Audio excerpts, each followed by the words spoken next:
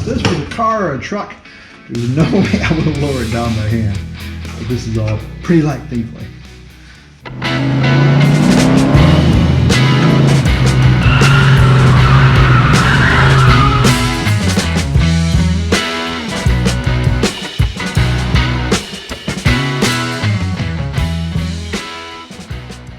My name's Wayne and welcome back to the channel. So this is the next video in my M416 Overland trailer build series that I'm doing. And in this video, we're going to be removing the fenders, the wheels and tires, the full suspension, the rear taillights, getting ready for bigger and better things to come. So if you haven't seen my previous videos, I'll give you a quick update where I'm at with the build. So I got rid of the factory tongue. It's actually sitting over there. And I did this new tongue extension with an off-road hitch. Had the new ARC XO 500 jack. I also spent a lot of time welding up all the dents and dings and big hits the top rail took. I also welded the transition smooth in the corner so I can seal a lid that I'm going to build for it. And a couple fun projects, I added the rear hitch as well as these D-ring mounts and these D-ring shackle kits. And I designed the hitch bracket as well as the D-rings all in CAD, so I've been having fun with that as well. But today we have some parts to remove. And before I start removing anything, I want to break all the lug nuts free so they're loose before we jack up the trailer and put the trailer bed on jack stand. Now these are all 11/16. And they weren't that tight. You never know. Sometimes you get some that are just so tight, if you have it up off the ground, you can't break them loose. So these, not bad at all, but it's still a good habit. I like to break them loose before I jack it up. Well, she is just off the ground by about an inch or so. And I was also able to find another use for my wheel cribs. So I wanted to get the trailer off the ground. Again, got to remove all the suspension here, and the jacks were not going to go up high enough on their own. So I used my wheel cribs that I built to lift my car so I could work on the car while it was still had the wheels and tires on. So this is going to come in handy. All right, now we can get these wheels and tires off.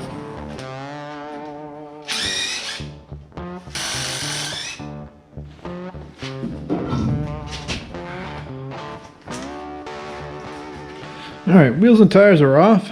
And now I think I want to get these fenders off. We have a couple brackets. It looks like we had a little repair, something modified. I mean, if I was to guess, those don't look like factory welds to me. I would hope not. Those look pretty rough. And then there's a bolt on the lower corners of the fenders with no bracket. So I think the bracket must have been cut off the frame, or who knows what this one went through. But let's get these fenders off both sides, and yeah.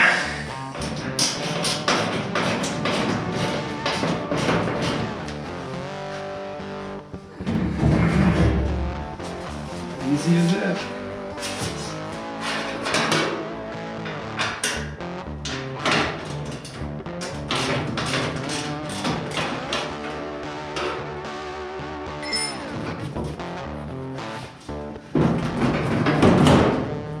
All right, and now I think we're gonna get those yellow shocks off.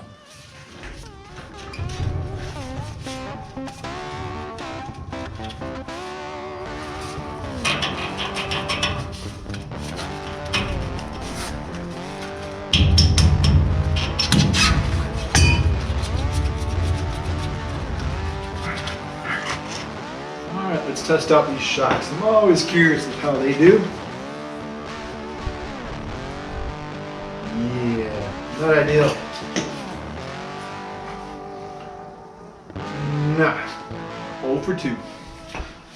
Now, in case you're wondering why I'm doing this even to begin with, you know, it looked fine. Well, number one, these springs definitely have some issues in the back. When it was at rest, the leaf spring was actually resting on the bottom of this hanger. It looks like this nut is actually spinning inside the hanger. I've never worked on this type of rear shackle before. It's kind of new to me. But with that being said, we have to get this all apart. I'm going to replace the springs, and I would like to go to a more traditional style hanger, not this, I don't know what you call it, but this, you know, C style hanger. And the other reason I'm doing this is I really want to add electric brakes to the trailer. A lot of people have really suggested it, especially since I'll be adding a decent amount of weight to this trailer, which empty and original is really lightweight.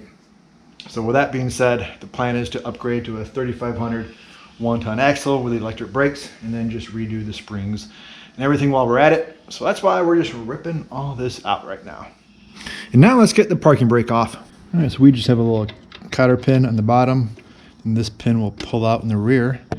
And in the front, there's just like a little pinch bolt clamp. So we're just going to loosen that up. That's 1/2 inch, and then this whole cable will pull right out.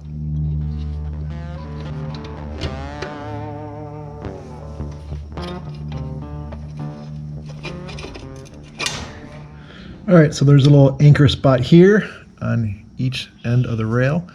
And then up front, we have it connected here with this little hook, as well as that little bracket up in the front. So we'll get those off and get all this cable out of the way. All right, so I already have the handbrake unbolted, and now I just need to undo this nut, and then I should be able to pull this whole assembly out with the cables.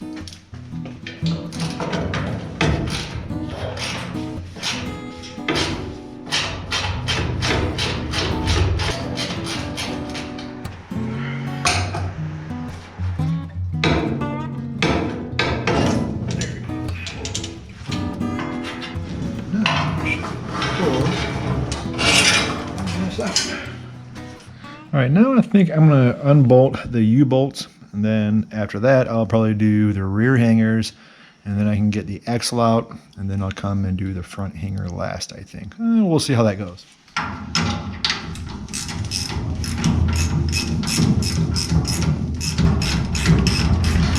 Dad, What? the bathtub, I don't know how, but it broke. And Mom needs your help. Immediately.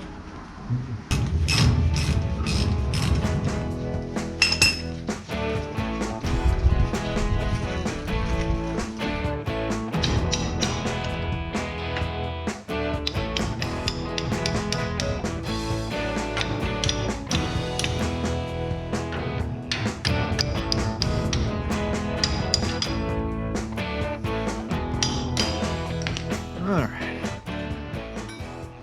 Man, these things are pitted bad. Gosh, I've seen some bad stuff before, but that pitting is deep. And check out the shaft for the shock on this one. What in the world's going on? Well, hopefully I can find some replacements, or either that or maybe there's a different setup for the new axle. We'll see what the local trailer shop has to say when I order my axle. Wow. All right, so I just got that cotter pin out, and now we got to back this nut off. It is 7/8, and the threads look pretty good on there, so hopefully that doesn't give us any problems. And yeah, we'll see. Oh yeah, pretty loose as well. So, all right. All right, so I was just pounding on this crazy front shackle bolt and got it out, and now I got the leaf springs on my legs. It's not heavy at all, but we got to put the camera down here and try to balance all this down, and without the axle sliding off. I should have had a jack underneath this. What was I thinking?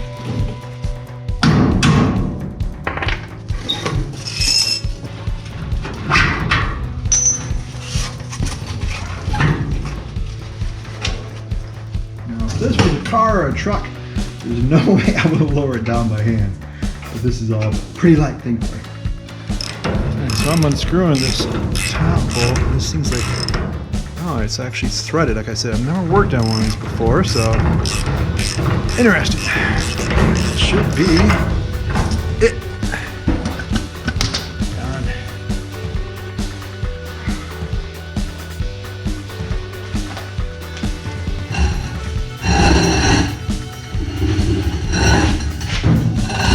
Alright, let's see if I can deadlift this.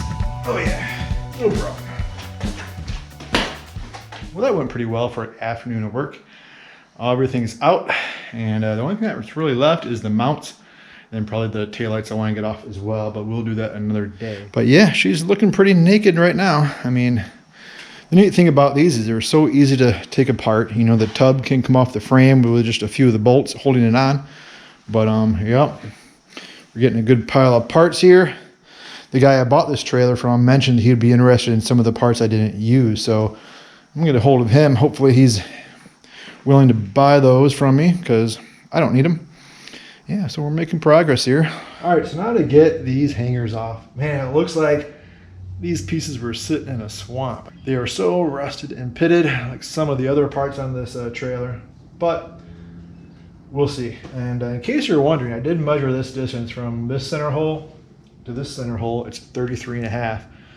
Now spring eye to spring eye is actually 36 inches. Just a couple of those critical dimensions on these trailers. So the hardware is 9/16. We're gonna call underneath there and get these bolted. All right, so the way this is bolted on has a bolt and nut front and back, and then 2 here in the middle piece. So we'll get those 4 off. All right, so we're gonna use a box end on top.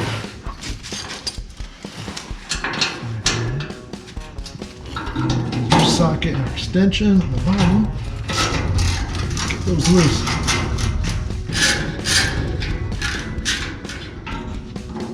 All right. Okay, so we have all 4 of the spring mounts off the trailer.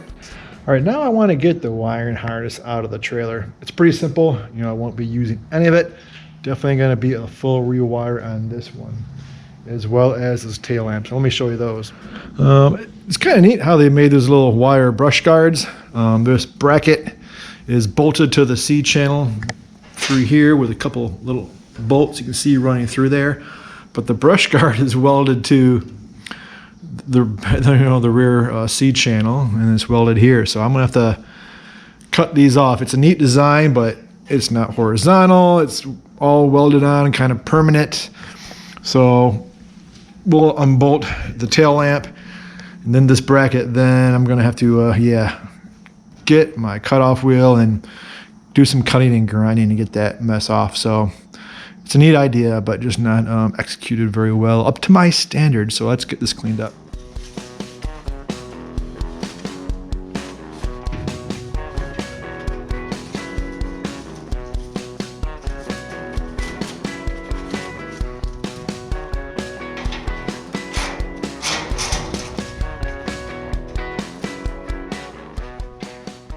Now we're going to unbolt the tail lamp from the bracket. And of course, these little nuts are 10 millimeter, the first metric hardware I found on it.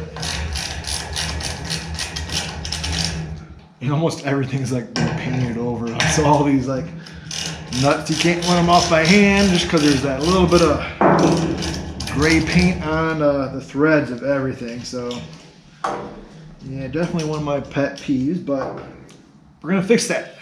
All right, so I decided I'm not going to try to save any of this harness or even the wiring coming out of these tail lamps. Going to cut them off and throw it all away and start new with everything. All right, now for the junk pot.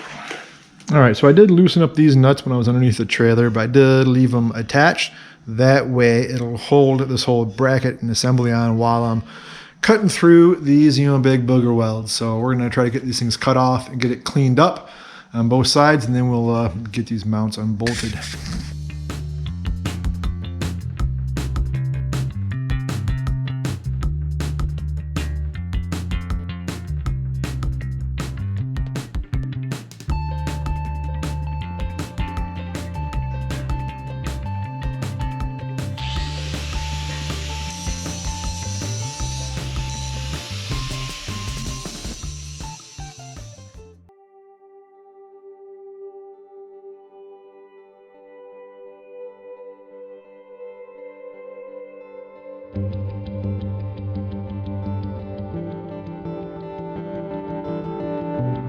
Well, that is going to be it for this video. We have the trailer all stripped down and ready for some big parts to come. Hopefully you enjoyed the video, and if you did, please hit the like button and don't forget to subscribe if you haven't yet. If you turn the bell notification, you'll be notified each and every time I upload a new video. Thanks for watching, and I'll see you next time.